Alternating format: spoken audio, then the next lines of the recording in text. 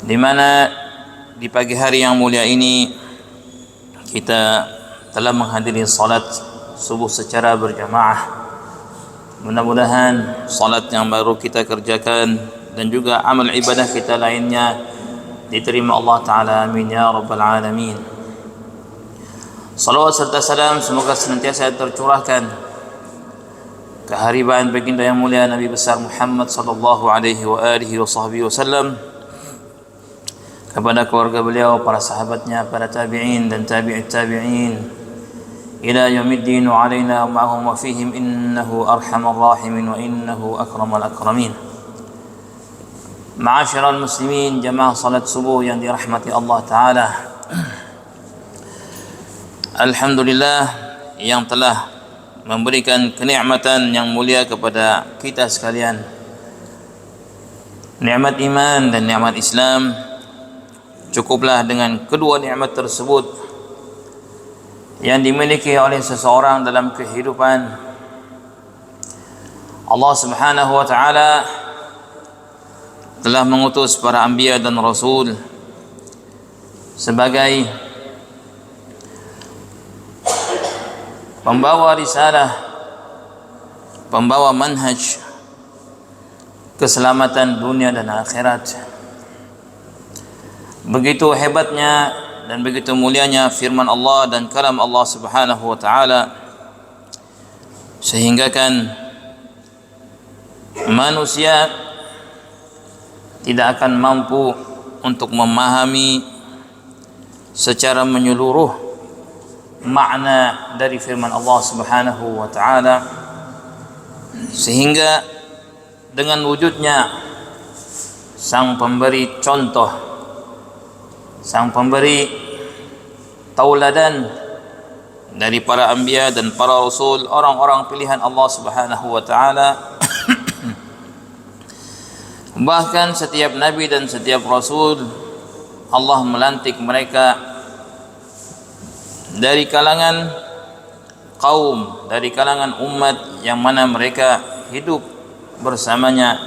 Laqad ja'akum rasulun min anfusikum, sungguh telah datang kepada kalian seorang rasul min anfusikum, dari diri kalian, dari kalangan kalian, dari suku dan kabilah kalian. Kalian mengenalinya, kalian memahami daripada bahasanya, sehingganya dengan mudah bagi setiap kaum dan setiap umat untuk memahami daripada manhajnya Allah Subhanahu wa Ta'ala. Maka tidaklah ada uzur lagi bagi setiap kaum dan setiap umat untuk tidak mengikuti daripada ajaran nabinya. Begitu halnya jugalah berlaku dan terjadi pada baginda yang mulia Nabi besar Muhammad sallallahu alaihi wasallam, yang mana beliau dilahirkan di tengah-tengah kaum Arab. Bahkan beliau pun juga dilahirkan dari suku yang terpandang di kalangan suku-suku Arab. Dalam hadis yang sahih beliau bersabda, sesungguhnya Allah Ta'ala telah memilih Ismail dari Ibrahim, Allah memilih Bani Kinanah daripada Ismail, Allah memilih Quraisy dari Bani Kinanah dan memilih Bani Hashim dari Quraisy, dan aku pun dipilih daripada Bani Hashim, fa ana khiyarun min khiyarin min khiyar, maka adalah aku keturunan dari orang-orang yang baik, dari orang-orang yang baik, dari orang-orang yang baik, sallallahu alaihi wa alihi wa sahbihi wasallam. Ma'asyiral muslimin rahimakumullah, maka semua yang datang daripada Rasulullah adalah hak, adalah benar wujudnya, adalah pengajaran dan bimbingan yang tidak ada keraguan di dalamnya. Al-Quranul Karim yang mengandung hukum-hukum syariat Allah, yang mengandung tauhid, yang mengandung cerita terdahulu dan yang akan terjadi pada masa yang akan datang, bahkan yang akan terjadi kelak pada hari kiamat, semua adalah hak. Allah Ta'ala membantah dari i'tiqad dan pandangan beberapa orang di zaman dahulu kala yang mengatakan bahwasanya apa yang dibawa oleh Muhammad bin Abdullah adalah asatirul awwalin, hanya dongeng saja, hanya perkara yang tidak benar wujudnya. Tetapi pada hakikatnya hati mereka mengingkari hal tersebut, belum memahami makna yang dikandung oleh Al-Quran, baru mendengar daripada keindahan balaghah Al-Quran, keindahan tata tertib peletakan huruf dalam Al-Quranul Karim. Mereka telah terpesona dengan indahnya Al-Quran. Orang-orang Quraisy yang ketika itu yang terkenal dengan ahli-ahli balaghah, dengan ahli fasahah, mereka mengetahui betapa sempurnanya Al-Quran yang dibawa oleh Muhammad. Tidak ada satu orang pun di antara mereka yang mendapati cacat ataupun keaiban ataupun kekurangan yang harus ditambahkan, ataupun sesuatu yang berlebih yang harus dikurangkan dalam Al-Quranul Karim. Seluruh daripada pakar syair, pakar ilmu-ilmu bahasa Arab dan lain sebagainya mengakui bahwasanya Al-Quran adalah hak. Al-Quran adalah sesempurna sesuatu yang dikarang, sesuatu yang disampaikan, sesuatu yang benar wujud daripada khabarnya, sehingga Allah Ta'ala menentang mereka, kalaulah mereka ini berkumpul seluruh manusia untuk membuat sama dengan Al-Quranul Karim, maka tidaklah akan mampu. Jangankan satu ayat, separuh ayat tidak ada siapapun yang akan mampu untuk mengarang dan membuat sebagaimana Al-Quranul Karim. Innaha latalawah. Salah seorang di antara pemuka Quraisy mengatakan, innahu la halawah, sungguh Al-Quran itu adalah manis. Wa inna 'alaiha latalawah, dan juga dibungkus dan dihiaskan dengan sesuatu yang mulia dan tinggi. Bahkan begitu mereka takutnya sebagai pemuka-pemuka Quraisy yang mereka telah memberitahukan kepada orang-orang Quraisy ketika itu, jangan mendekati Muhammad, jangan mendengarkan daripada apa yang dibacakan oleh Muhammad. Pada hakikatnya mereka khawatir orang-orang akan berbondong-bondong untuk mengikuti agama Rasulullah. Mereka dengan sendirinya ketika mendengarkan ucapan Rasulullah akan tertarik, karena yang disampaikan Rasulullah adalah hak. Karena Rasulullah adalah manusia yang digelarkan oleh mereka sendiri sebelum mereka mengetahui Rasulullah adalah utusan Allah Ta'ala dengan gelaran Al-Amin, orang yang dipercaya. Sehingganya para pemuka Quraisy mengatakan, janganlah kita lagi mendengarkan apa yang dibaca oleh Muhammad dari firman yang dikatakannya itu. Khawatir kita terkena fitnah, katanya. Khawatir kita terkena fitnah. Akhirnya mereka bersekongkol, bersepakat. Tetapi subhanallah, nikmat firman Allah, kalam-kalam Allah yang dibacakan oleh baginda yang mulia sallallahu alaihi wasallam itu tidak bisa dipungkiri oleh mereka. Dalam beberapa malam, salah seorang di antara mereka akan datang mendengarkan bacaan Rasulullah. Nikmat mendengarkan daripada firman Allah, bukan kenikmatan hanya daripada lantunan-lantunannya, tetapi kefahaman mereka. Begitu hebatnya tata bahasa dan tata tertib dalam peletakan huruf dan juga kalimat, bahkan ayat satu ke ayat yang lain tidak ada cacat sedikit pun di dalamnya. Mereka ingin mendengarkan lebih banyak lagi. Datang satu orang mendengarkan, ternyata datang lagi satu orang tanpa disengaja datang, akhirnya berkumpul. Mereka mengatakan, kenapa kita berkumpul? Bukankah kita sudah sepakat jangan lagi mendengarkan daripada bacaan Muhammad? Maka mereka mengatakan, tidak bisa, hati kita memungkiri hal yang demikian setiap mereka rindu untuk mendengarkan firman Allah Subhanahu wa taala. Ma'asyiral muslimin rahimakumullah, Akhirnya mereka sepakat besok jangan datang lagi. Ternyata besoknya datang lagi. Datang lagi. Demikianlah daripada keindahan firman Allah Subhanahu wa taala. Maka Al-Qur'anul Karim sebagai panduan yang dibawa oleh baginda yang mulia alaihi salatu wassalam, hendaklah seseorang berpegang teguh dengannya. Barang siapa yang menjadikannya di depannya, kata Rasulullah, akan menuntunnya ke dalam surga. Barang siapa yang menjadikannya di belakangnya, akan menyeretnya ke dalam api neraka.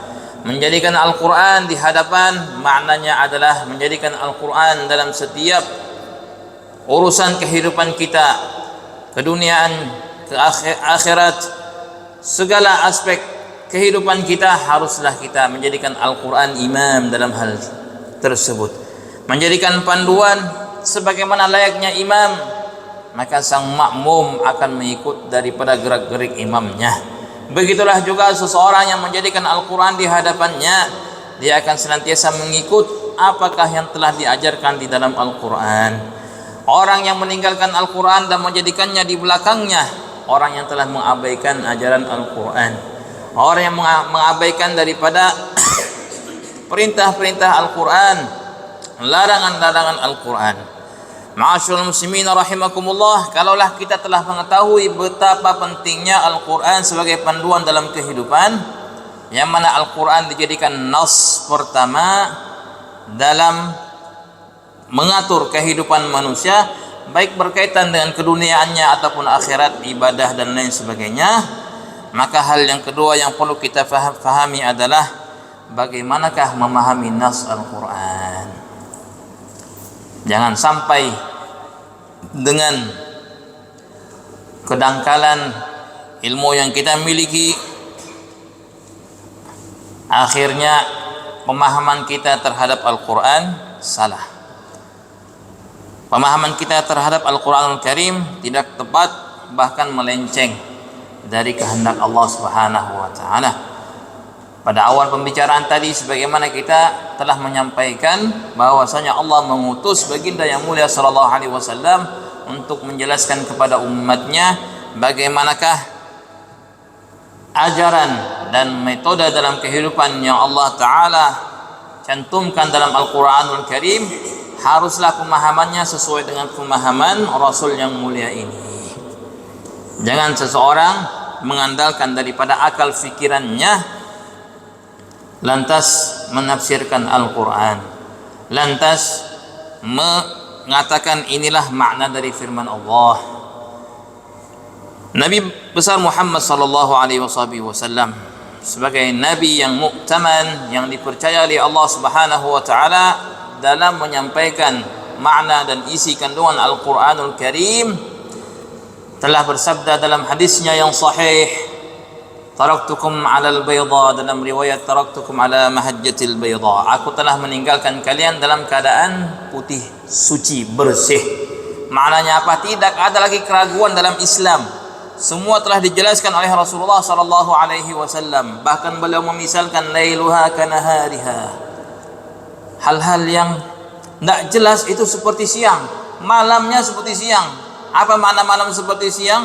Sesuatu hal yang tidak jelas dalam Islam sudah kujelaskan dengan sejelas-jelasnya, seolah-olah itu siang hari terang benderang, kata baginda yang mulia sallallahu alaihi wasallam. Lailuha kanahariha ma yazighu anha illa halik, tidaklah berpaling daripadanya melainkan orang yang celaka. Oleh karenanya ma'asyiral muslimin rahimakumullah, kembalilah kita kepada sunnah Rasulullah, kembalilah kita kepada hadis Rasulullah dalam memahami firman-firman Allah Subhanahu wa taala. Kalau tidak, akanlah datang pemikiran janganlah salat, karena Allah berfirman fawailul lil musallin, celakalah orang-orang yang salat. Oh, berarti orang salat ini celaka, akhirnya tidak salat karena dia memahami daripada Al-Quranul Karim melalui terjemahan lagi, terjemahan celakalah orang-orang yang salat, akhirnya tidak salat. Padahal maknanya bukan seperti itu. Memahaminya diputus-putus, fawailul lil musallin alladzina hum an salatihim sahun, orang yang lalai daripada salatnya. Dalam Al-Quran ada sesuatu hukum, akhirnya dimansukh, dinasahkan, dihapuskan hukum tersebut, timbul dengan nasikh, hukum yang baru lagi.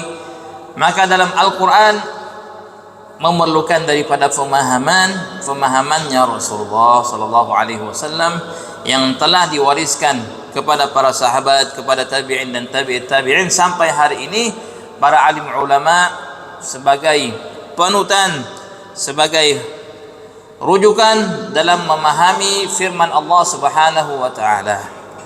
Sehingga tak kala kita mendengar di zaman kita ini ataupun beberapa tahun yang silam, ada sebagian yang menamakan golongan ataupun diri mereka dengan Al-Quraniyun, orang-orang Quran. Apa makna orang-orang Quran? Yang hanya berpegang teguh dengan Quran, tidak lagi ingin mendengarkan dan mengambil hadis Rasulullah, dengan berbagai alasan. Di antara alasan mereka, karena hadis ini adalah ucapan manusia biasa. Al-Quran firman Khalik, firman Maha Kuasa, yang pasti tidak akan salah, pasti akan benar. Sedangkan hadis adalah sesuatu yang datang daripada manusia biasa. Muhammad bin Abdullah, manusia seperti kita. Kenapa kita harus mengambil ini ucapan, perbuatan dari manusia biasa seperti kita? Akhirnya mereka sudah meninggalkan daripada ajaran sunnah Rasulullah sallallahu alaihi wasallam, menamakan diri mereka Al-Quraniyun, orang-orang Quran saja. Kalaulah memang Al-Quran saja, bukankah di Al-Quran Allah berfirman, "Wa ma atakumur rasulu fakhudhuhu wa ma nahakum anhu fantahu." Apa yang datang daripada Rasul, fakhudhuh, ambillah, kata Allah. Kalau ingin mengamalkan Al-Quran, mau dikemanakan ayat tersebut? Wa ma nahakum anhu fantahu, dan apa yang dilarang oleh Rasul ini, yaitu Rasulullah sallallahu alaihi wasallam, maka stoplah, jangan kalian lakukan. Bukankah Allah berfirman, wa ati'ur rasula wa ati'ullah wa ati'ur rasul, taatlah pada Allah, taatlah pada Rasul. Man yuti'ur rasula faqad ata'a Allah, barang siapa yang taat pada Rasul, pada hakikatnya taat pada Allah Subhanahu wa taala. Semua ini Al-Quran, semua ini Al-Quran. Bagaimana mungkin tidak mengambil daripada sunnah Rasulullah dengan alasan mengamalkan Al-Quran, sedangkan dalam Al-Quran panduan Allah Ta'ala, ikutlah Rasul, ikutlah Muhammad bin Abdullah. Betul, beliau adalah orang manusia biasa, tetapi la kal bashar, bukan seperti manusia yang lainnya. Ini manusia istimewa, manusia yang dibekali dengan kelebihan, manusia yang dimuliakan oleh Allah Subhanahu wa taala. Tidaklah kecintaan Allah Ta'ala kepada makhluk sebagaimana kecintaan Allah kepada Muhammad bin Abdullah. Sehingganya pemikiran yang seperti ini adalah pemikiran yang harus dikeluarkan dari pemikiran setiap muslim yang hanya menganggap panduan dan rujukan dalam kehidupan hanya firman Allah Al-Quranul Karim, dan tidak mengambil daripada sunnah-sunnah baginda yang mulia sallallahu alaihi wasallam. Allah berfirman, "Fala wa rabbika la yu'minuna hatta yuhakkimuka fima shajara bainahum." Oh, demi Tuhanmu wahai Muhammad, mereka itu tidak akan sampai kepada derajat iman yang sempurna sampai ataupun sehingga mereka menjadikanlah engkau sebagai penengah. Apa yang terjadi perselisihan di antara mereka. Ayat ini turun ketika terjadi perselisihan antara Sayyidina Zubair dengan seorang Ansari, kebunnya seperti itu. Akhirnya Nabi mengatakan, "Wahai Zubair, sudah alirkanlah air untuk orang Ansar ini sampai ke kebunnya." Orang Ansar tadi mengatakan, wahai Rasulullah, dikarenakan Zubair ibnu ammatik, sepupumu, anak bibimu, kata orang Ansar tadi, akhirnya engkau menolong dia. Maka Nabi mengatakan, wahai Zubair, jangan sampai airmu itu limbahnya sampai ke kebunnya. Maka Zubair pun mengatakan, ya Rasulullah, sesungguhnya seolah-olah engkau adalah penengah di antara kami, dan aku melihat ayat ini adalah turun dalam perkara ini. Fala wa rabbika la yu'minuna hatta yuhakkimuka fima shajara bainahum. Ma'asyiral muslimin rahimakumullah, maka janganlah tinggalkan sunnah Rasulullah sallallahu alaihi wasallam. Sunnah beliau adalah nas kedua dalam hukum syariah. Begitu mulianya sunnah Rasulullah sehingganya dinukilkan dari zaman Rasulullah yang sudah lebih 1400 tahun, tetapi seolah-olah berita tersebut masih hangat di depan mata kita sekarang. Ribuan para perawi hadis menjaga daripada kesahihan hadis-hadis Rasulullah sampai zaman kita, semata-mata ingin berkhidmat untuk melestarikan dan juga menyampaikan pada umat sampai kepada mereka hadis Rasulullah sallallahu alaihi wasallam. Seperti aliran yang kita sebutkan tadi, pada hakikatnya Nabi sudah tahu akan terjadi hal yang demikian. Dalam Sunan Ibnu Majah, Nabi bersabda, yushiku an yaq'uda rajulun, ya, seolah-olah ada seorang lelaki duduk, kata Rasulullah, ala arikatih, duduk di atas kursinya, di atas sofa. Sofa, arikah itu sofa. Dalam riwayat yang lain, yatajashsha minas syab'an, dia merasa kekenyangan, duduk di atas sofa, duduk di atas kursi yang mewah. Yuhaddatsu bihaditsin minni, kata Rasulullah, sampai padanya hadisku, kata Rasulullah. Dia duduk sofa seperti ini, terus mendengar hadis Rasulullah. Ketika mendengar hadis Rasulullah, dia mengatakan apa? Faqala bainana wa bainakum kitabullah. Cukup antara kami dengan kalian kitabullah saja. Tidak mau hadis itu. Wa ma kana halalan fi istahlalna. Sesuatu yang halal dalam Al-Quran kami juga menghalalkan. Wa ma hurrima fihi haramnah. Yang diharamkan dalam Al-Quran kami juga mengharamkan. Maka Nabi bersabda, ala innama harrama ar-rasul mithla ma harrama Allah. Sesuatu yang diharamkan Rasul, itulah yang diharamkan Allah Ta'ala. Hadis Rasulullah itu betul-betul sudah terjadi, ya.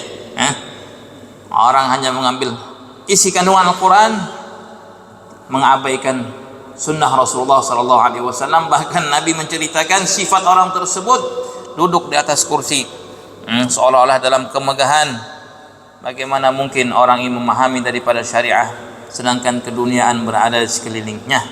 Ma'asyiral muslimin rahimakumullah, maka marilah kita kembali kepada sunnah baginda yang mulia alaihi salatu wassalam, yang mana setiap gerak-geriknya dikontrol, bahkan mendapatkan riayah yang khusus dari Allah Subhanahu wa taala. Bukankah Allah Taala telah mensucikan lisan beliau yang mulia, wa ma yantiqu 'anil hawa in huwa illa wahyun yuha. Innama yubayi'unaka innama yubayi'un Allah. Orang yang membaiatmu wahai Muhammad, seolah-olah pada hakikatnya dialah membaiat Allah Ta'ala. Membaiat seorang manusia, tetapi pada hakikatnya membaiat Allah Ta'ala. Ini kemuliaan, ini pujian, tidak ada pujian lebih daripadanya. Sehingga aneh apabila orang mengatakan jangan berlebih-lebihan memuji Rasul. Ajib. Ini akidah datang dari mana ini?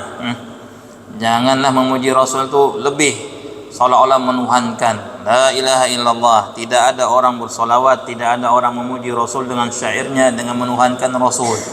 Tuhan itu satu saja, Allah. Kita memuji, mengagungkan Rasul karena Allah mengagungkan baginda yang mulia sallallahu alaihi wasallam. Pengagungan kita, pujian kita pada Rasul itu tidak dibandingkan dengan pujian sahabat.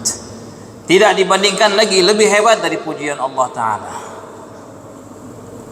Ya ahlul kitab la taghlu fi dinikum. Wahai ahlul kitab, Allah berfirman, jangan berlebih-lebihan dalam agama. Kenapa memuji-muji Rasul ini? Masya Allah. Orang-orang terdahulu ketika kembali daripada Tabuk, paman Rasulullah mengatakan, ya Rasulullah, idzan li an amtadihak, izinkan aku ingin puji engkau ya Rasulullah. Ya, siapa ini pamannya izin mau muji Rasul? Apa Nabi katakan? Tidak boleh. Jangan, nanti akidahmu tidak benar. Maka Nabi mengatakan, qul, katakan. Ingin memuji, katakan, kata Rasulullah. La yufdilillahu fak. Bahkan didoakan Nabi, gigimu insyaallah tidak akan rontok. Maka Sayyidina Abbas umurnya lanjut tetapi giginya masih utuh atas berkat doa Rasulullah. Maka dibacakanlah syair yang panjang. Di antara syairnya beliau mengatakan, wa anta lamma wuridta asyraqatil ardu wa dha'at binurikal ufuku. Wahai Muhammad, engkau ketika dilahirkan, timur dan barat semuanya penuh dengan cahaya. Wa nahnu fi dhalikal dhiya. Kami, kata Sayyidina Abbas, ma'syaral sahabat, berada dalam keberkatan cahaya tersebut. Subhanallah, dari awal sekali paman Rasulullah memuji baginda yang mulia sallallahu alaihi wasallam. Adapun hadis yang mengatakan la tatruni, janganlah kalian berlebih-lebihkan dalam memujiku sebagaimana Bani Israel melebih-lebihkan daripada nabi-nabi mereka. Para alim ulama mengatakan hadis seperti itu banyak. Hadis yang mengatakan ini, ternyata kebalikannya ini. Sering ada pertentangan dalam hadis. Hingganya Imam Malik mengatakan bukan suatu sunnah apabila melawankan sunnah dengan sunnah. Ini mengatakan sunnahnya seperti ini, enggak, hadisnya lain, ada yang seperti ini hadisnya ini. Bukan sunnah. Berdebat, saling menghantamkan antara sunnah dengan sunnah, itu bukan suatu sunnah, kata beliau. Sunnah apa? Menjelaskan suatu sunnah dengan sunnah. Menjelaskan suatu sunnah dengan sunnah. Seperti pertentangan dalam hadis yang kita sebutkan tadi. Dalam suatu keadaan Nabi memperbolehkan untuk memuji, dalam keadaan yang lain beliau pun melarang untuk memuji. Maka dalam hal ini ahli hadis telah berbicara secara panjang lebar, yang pada ujungnya mereka bersepakat bahwasanya memuji Rasulullah adalah sebagian daripada ibadah. Adalah daripada ibadah. Bukankah beliau mengatakan ana sayyid walad Adam wala fakhr? Aku adalah pemimpin, sayyid seluruh anak cucu Adam, wala fakhr. Aku tidak berbangga dengan hal yang demikian. Maknanya apa? Rasulullah sallallahu alaihi wasallam adalah orang mulia. Akulah orang yang pertama kali yang akan menggerakkan hilaqul babul jannah, silsilah, merantai yang di pintu surga. Akulah yang pertama kali akan menggerakkannya, dan akulah orang pertama yang dibukakan kepadanya surga. Sallallahu alaihi wasallam. Maka ma'asyiral muslimin rahimakumullah, dalam menjalankan sunnah baginda yang mulia alaihi salatu wassalam, haruslah kita betul-betul berlandaskan dengan landasan yang benar. Sesuatu yang sampai kepada kita yang dihukumkan oleh alim ulama, sesuatu yang tidak benar wujudnya ataupun khabar tersebut daripada Rasulullah, ini secara otomatis kita akan meninggalkannya. Yang dikenalkan dengan hadis maudhu'. Di antara hadis maudhu' yang dulu pernah terjadi, ada seorang penjual. Penjual ini di tengah-tengah pasar, dia sambil berjual, dia sambil mengalu-alukan hadis Rasulullah. Dia berkata, Nabi bersabda, badinjan lima ukilalah, katanya. Terong itu, ternyata penjual sayur nih. Terong itu kalau dimakan, niat apapun pasti dikabulkan Allah. Sebagaimana hadis Zamzam ya. Kalau Zamzam hadisnya sahih. Zamzam lima syuribalah, kata Rasulullah. Orang minum Zamzam dengan niat apapun akan ditunaikan, akan diberikan Allah Ta'ala. Dia bukan Zamzam, dia terong yang diceritakan olehnya. Badinjan lima ukilalah. Terong itu kalau dimakan, siapa yang niat apapun akan dikabulkan oleh Allah. Orang-orang datang kepada dia, para alim ulama. Hadisnya dari mana itu beliau? Kok ada hadis terong? Mana sanadnya? Makanya dia pun tertunduk malu gini. Kenapa engkau bohong terhadap Rasulullah? Bukankah Nabi bersabda, man kadzaba alayya muta'ammidan falyatabawwa maq'adahu minan nar. Barang siapa yang sengaja, kata Rasulullah, bohong atas berita-beritaku, hendaklah dia duduk di dalam neraka, naudzubillah. Maka dia mengatakan, ya terong saya ini sudah sepanjang hari tidak ada yang beli. Jadi saya sedikitlah kasih hadis supaya orang ini mau beli katanya. Nah, ini hadisnya maudhu' ini. Kadang-kadang seperti itu di zaman terdahulu sering terjadi dan tersebar hadis-hadis yang maudhu'. Hadis-hadis yang sahih yang sampai kepada kita amalkanlah ya. Amalkanlah. Janganlah kita mengabaikan daripada hadis-hadis Rasulullah sallallahu alaihi wasallam. Doa-doa yang telah diajarkan oleh beliau amalkanlah. Amalkanlah doa-doa tersebut ketika naik kendaraan. Bismillah, alhamdulillah. Baca doa ketika berjalan. Allahumma inni as'aluka bihaqqis sa'ilina ilaik wa bihaqqir raghibina ilaik wa bihaqqi mamshana hada ilaik fa inni lam akhud asharan wala basaran wala riyan. Beliau kalau keluar subuh dari hujurahnya akan membaca doa ini dan akan dihafalkan dan dibaca oleh para sahabat sallallahu alaihi wasallam. Ketika berjalan juga Nabi akan subhanaka inni walamtu nafsi faghfirli fa innahu la yaghfiru dzunuba illa ant. Setelah membaca doa dalam safar tersenyum. Ketika Sayyidina Ali membaca doa tersebut tersenyum di atas untanya. Wahai Ali, kenapa engkau tersenyum? Beliau mengatakan seperti inilah aku melihat Rasulullah apabila sudah membaca doa safar maka beliau akan tersenyum menghadap ke langit. Kenapa menghadap ke langit? Kenapa tersenyum?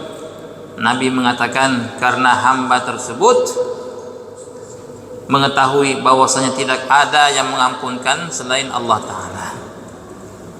Ajaran Rasulullah Sallallahu Alaihi Wasallam kita hidupkan dalam keseharian kita. Berbanggalah dengan hadis Rasulullah. Hidupkanlah daripada akhlak yang mulia baginda yang mulia alaihi salatu wassalam. Sesungguhnya pada setiap gerak-gerik Rasulullah Sallallahu Alaihi Wasallam adalah panutan, bukan sesuatu yang sia-sia. Tak kala seorang sahabat setiap majelis Rasulullah ditulis, tulis. Sahabat yang lain memperhatikan dan mengamati, kenapa kau tulis semua yang diucapkan Rasul?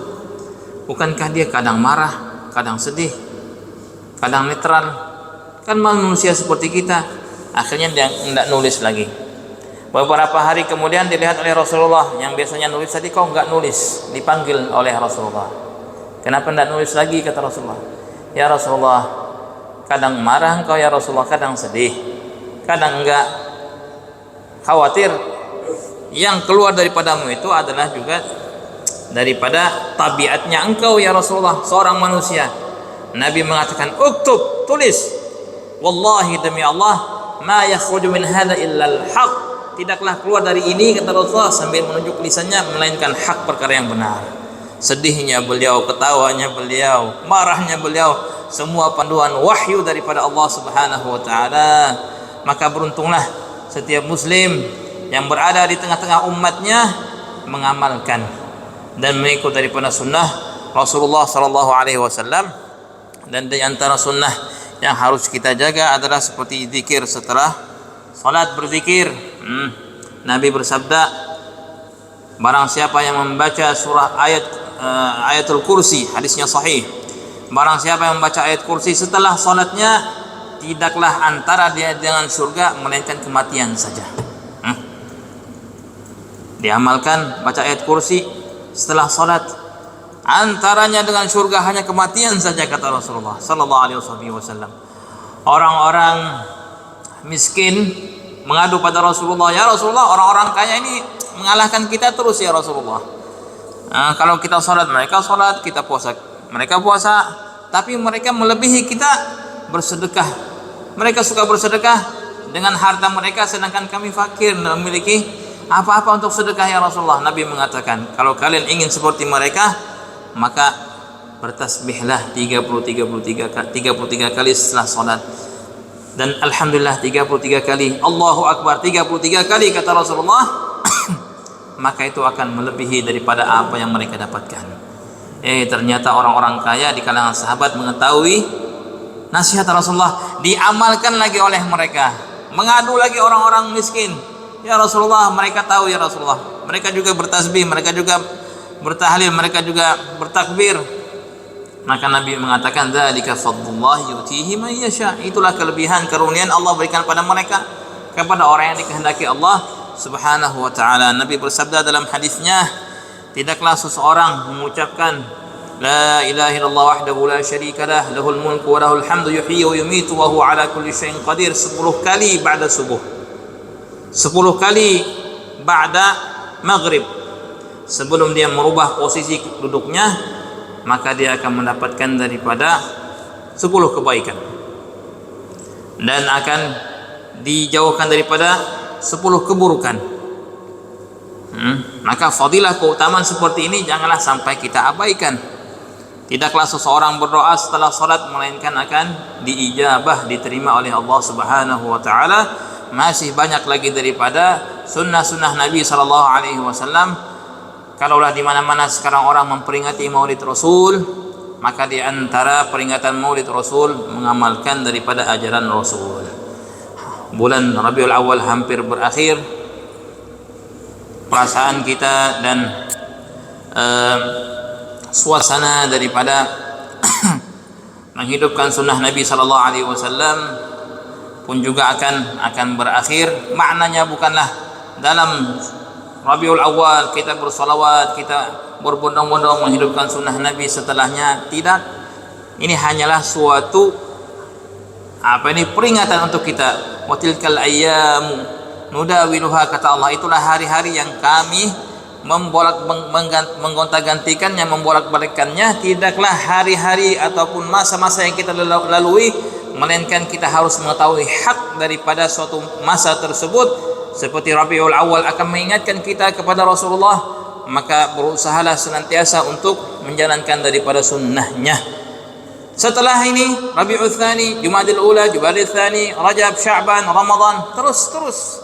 Ini hanya mengingatkan kita untuk menghidupkan sunnah baginda yang mulia alaihi salatu wassalam. Sebagaimana Ramadan, orang kalau sudah Ramadan, Masya Allah, langsung berubah 180 derajat jadi orang soleh.